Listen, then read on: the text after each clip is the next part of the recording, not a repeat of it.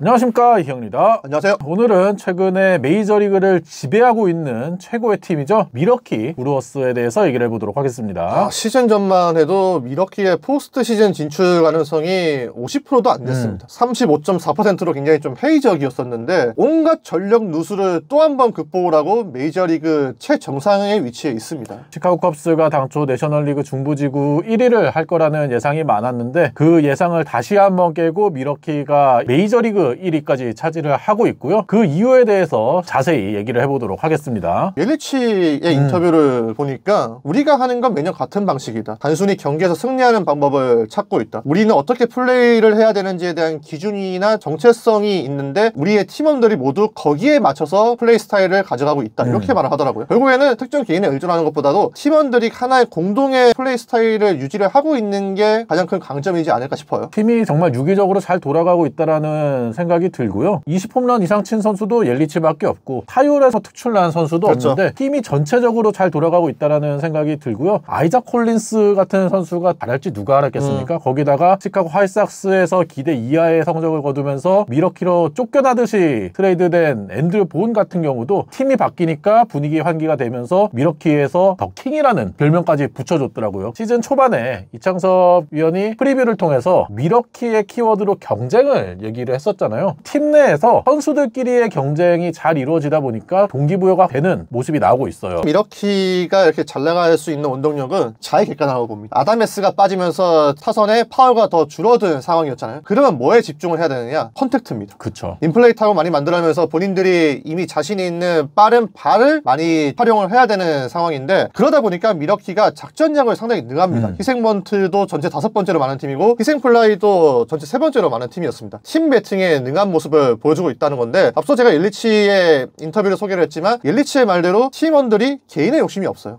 팀 득점에 대해서 우선순위를 두다 보니까 팀 배팅이 원활하게 이루어지고 있고 리그에서 2번째로 병살타가 적은 팀입니다. 전 빠른 선수들이 많아요. 빠른 선수들도 많지만은 결국에는 팀 배팅이 맞춰서 병살타도 잘 피하고 있고 그리고 미러키는 아웃카운트를 낭비하지 않아요. 아웃카운트가 추가돼도 주자 진루 시에는 생산적인 아웃카운트라고 매기잖아요. 그 생산적인 아웃카운트가 전체 3번째로 많은 팀이 미러키였습니다. 그리고 추가 베이스 진루율이 47%로 메이저리그에서 2번째로 높은 팀이었어요. 이렇게 디테일한 부분에서 굉장히 강점을 보이고 있는 모습이고 팬 머피 감독이 가장 강조하고 있는 부분이 기본기라고 하더라고요. 그쵸. 네, 너희가 주인공이 될 필요는 없지만 우리가 프로에 있는 이상 메이저리그라는 최고의 무대에 있는 이상 이 기본기만큼은 충실하게 이행을 해야 된다. 이런 주문들이 잘 통하고 있다 보니까 미러키가 자잘한 데서 실수가 없어요.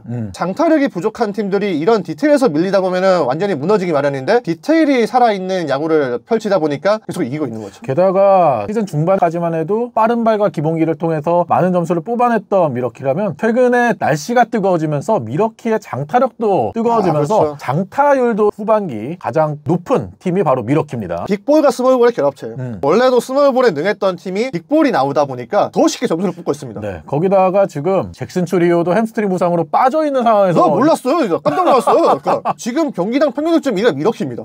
근데 출혈가 없어요. 그쵸. 호스키스 없습니다. 이 두 선수가 없음에도 불구하고 미러키는 티가 안 나요. 옐리치가 또 그런 얘기를 했습니다. 우리 팀에 기대하고 있는 게 없다. 다른 곳에서 우리 팀에 기대하고 있는 게 없기 때문에 오히려 우리는 좀 더 편안하게 야구를 하고 있다라는 얘기를 했고요. 그런 면에서 시카고 컵스가 미러키가 쫓아오면서 압박감을 많이 느꼈고 오히려 미러키가 더 치고 올라가는 상황이 됐습니다. 거기다가 맥일 같은 경우에는 팀의 선수들이 굉장히 친하다고 얘기를 하더라고요. 그렇다고 하더라고요. 프렌드십을 굉장히 강조를 하면서 맥일이 우리 팀은 선수를 영입할 때 인성을 많이 본다. 그러면서 그러한 선수들이 들어왔을 때 융화가 굉장히 잘 된다라는 얘기를 했고요. 그리고 팬 머피 감독이 계약에서 오래 감독을 하다 보니까 젊은 선수들을 잘 이끄는 모습이 나왔어요. 맥일 같은 경우에도 대학 시절의 느낌이 나면서 선수들이 거칠긴 하지만 좀 더 활동적이고 활력 있는 모습을 계속해서 보여준다라는 얘기를 하더라고요. 회춘했죠. 원래 아마추어 팀들은 개인보다 팀을 위한 희생을 많이 강조를 합니다. 미러키가 그런 느낌이 현재 많이 나고 있죠. 옐리치도 아까 뭐 편하게 야구를 한다고 하지만 약간 부담을 느끼지 않아요. 근데 몇 년 전만 하더라도 미러키 하면 누구였습니까? 옐리치잖아요.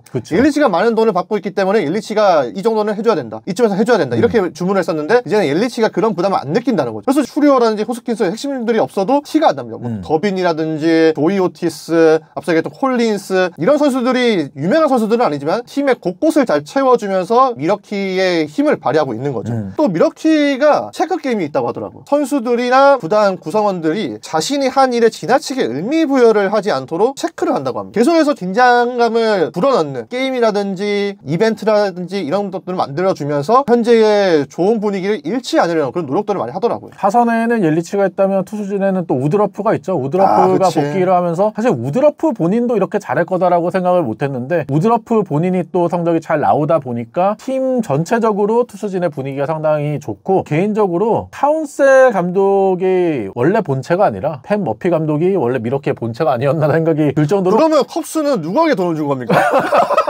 잘못 본 거죠. 원래 팻 머피가 실체인데 팻 머피 감독이 카운세 감독이 떠났다고 해서 불펜 운용이 전혀 흔들리지 않는 모습이 나오고 있잖아요. 그런 것만 보더라도 그동안 팻 머피 감독이 카운세 감독 뒤에서 조언을 잘하고 뒷받침을 잘했다라고 생각이 되고, 지금도 미러키의 불펜 투수들 보면은 이름난 선수는 없습니다. 없어요. 네, 매기를 포함해서 페닉, 우리베 이런 선수들 다 구위는 좋지만 그 전부터 이름을 날리던 선수들이 아니거든요. 그러한 선수들을 잘 조합을 해서 뛰어난 불펜 투수들을 만들고 있는 모습이 보여지고 있어요. 미러키가 지금 잘 나가고 있는 이유 중에 하나는 다들 한 번씩 벽에 부딪혀본 경험들이 있어요. 실패가 야구에서는 반드시 겪고 극복을 해야 되는 일이잖아요. 킴 프리스터라든지 앤드류 본이라든지 큰 기대를 받고 메이저리그에 왔지만 프로 입단 후에 다 실패, 좌절을 했잖아요. 근데 미러키에 와서 이렇게 잘하고 있는 이유가 미러키에서는 이 선수들에게 좀 확실하게 주문한다 하더라고요. 그리고 콜린스도 마이너리그 룰5 드래프트로 넘어온 선수인 만큼 기대감이 적었는데, 이 선수에게도 이 선수가 할 수 있는 일을 정확하게 구체적으로 제시를 하다 보니까 헷갈리지 않는다고 하더라고요. 그리고 팻 머피 감독도 인생에서 좀 쓴맛을 봤던 분이기 때문에 이런 점들이 다 아우러져서 현재 미러키가 만들어지지 않았나 생각을 해봅니다. 이렇게 야구 내적으로도 미러키가 상당히 동기부여가 되고 좋은 모습을 보여주고 있지만, 야구 외적으로도 동기부여가 될 만한 게 꽤 많은 게, 지난 시즌에 와일드카드 시리즈에서 떨어졌잖아요. 그렇죠. 그게 밤 6커 맞습니다. 캐스터의 마지막 중계였어요. 마지막 중계가 되면서 상당히 선수들과 코칭 스태프가 아쉬워했다라는 얘기를 많이 했는데, 슬퍼했죠. 예, 네. 그러면서 올 시즌에는 좀 더 잘해보자라는 동기부여가 시즌 전부터 있었고, 그리고 이번 여름에 위스콘신주에서 홍수가 났다고 합니다. 미러키 선수들이 그러한 홍수를 극복할 수 있는 힘을 우리가 두자라는 생각을 했고, 셔츠를 제작을 해가지고 그거에 대한 수익을 홍수 피해자들에게 주기로 했다고 하더라고요. 그런 야구 외적으로도 동기부여가 될 수 있는 요소들이 있다 보니까 미러키가 더욱더 치고 나가고 있는 모습을 보여주고 있어요. 이거 정말 중요합니다. 보스턴 스트롱과 휴스턴이 허리케인 때 우승했잖아요. 그렇죠. 도시가 하나로 결합돼서 시너지 효과를 만드는 게 중요한데, 조지앱이라는 현지 그렇죠. 레스토랑이 햄버거를 17만 개를 돌리지 않았습니까? 이렇게 현재 미러키는 시민들이 전부 다 미러키를 응원하고 있고 바라보고 있기 때문에 미러키라는 힘이 전체적으로 나온다는 거죠.